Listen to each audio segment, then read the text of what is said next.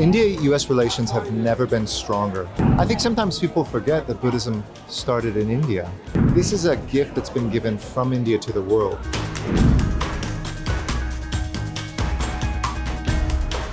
This exhibition here in New York, focusing on the roots of Buddhism and the connections to India, are like a gift to the world.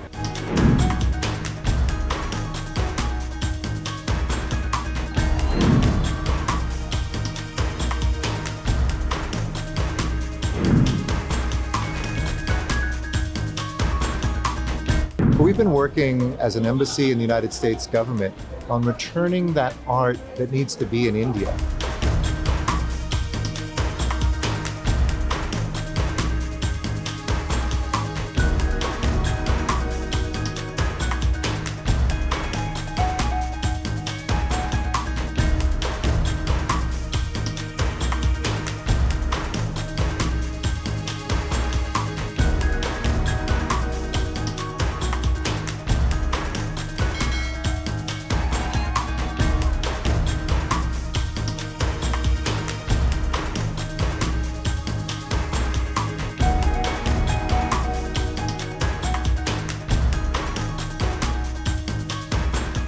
India-US relations have never been stronger. And this exhibition here in New York, at the most significant museum perhaps in all of the United States, focusing on the roots of Buddhism and the connections to India, are like a gift to the world.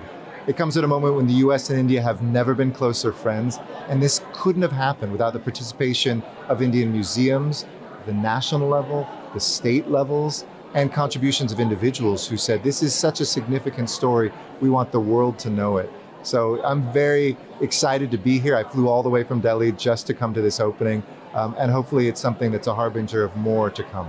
Right. Talking about this exhibition a little bit in depth, what is your impression from these exhibits that are here today at the Met? I think sometimes people forget that Buddhism started in India. I knew that ever since I was 19, reading the early texts of Buddhism. I was going to study actually in Bodh Gaya for my third year in university. This is a gift that's been given from India to the world as it's spread throughout Asia, South Asia. Even as this exhibition shows, there's Buddhist Indian art that was found in Rome during the Roman Empire. So I think sometimes we think that the world developed separately, or people don't know the history of the contributions of India. This squarely says we have shared this wisdom for millennia, and that we should all be grateful for the contributions India has made to the world.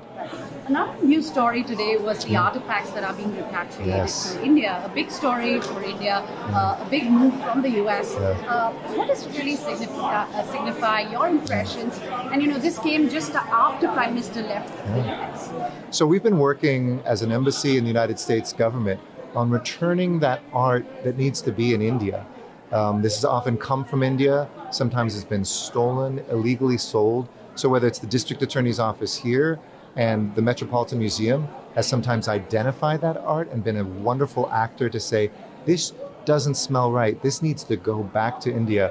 Or whether it's the cultural agreement that Prime Minister Modi and President Biden announced during the state visit. We're going to finish negotiating that in the coming months so that it doesn't just depend on the goodwill of 1 year, but this can be a permanent part of our new friendship and relationship. Right. We're at Met right now. It's the mecca of artifacts. Yes. A lot stolen, like you said. Are there talks about sending more artifacts back to India in the coming days? Is work being done on that? Absolutely. We have a wonderful Buddha, actually, that is in Arizona, being waited to be repatriated, hopefully later this year. We have significant Hindu art from early temples in the Vedic period, not just with this institution, but other ones. Wherever we can find that, we want to have a permanent roadmap with this cultural agreement. It'll be the first of its kind ever, so that the United States and India together, when they identify this, can make sure that the right ones are repatriated, and vice versa, that more Indian art can be shared with institutions the right way here. It's not just about returning, it's also about making sure that India is spread to the world through exhibitions like this.